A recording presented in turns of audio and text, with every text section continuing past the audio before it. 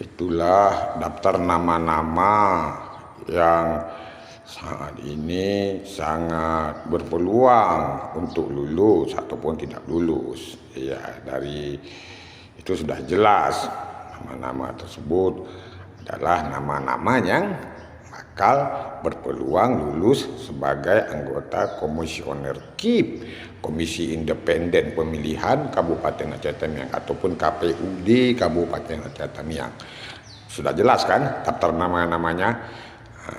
Mereka itu nanti akan dites oleh Komisi 1 dan akan direkomendasi pada rapat pleno Komisi 1 atau dan sidang paripurnakan untuk dinyatakan mereka itu lulus atau tidak lulus. Nah, tadi udah jelas daftar nama-namanya kan. Mereka berpeluang untuk lulus berdasarkan daftar nama tersebut.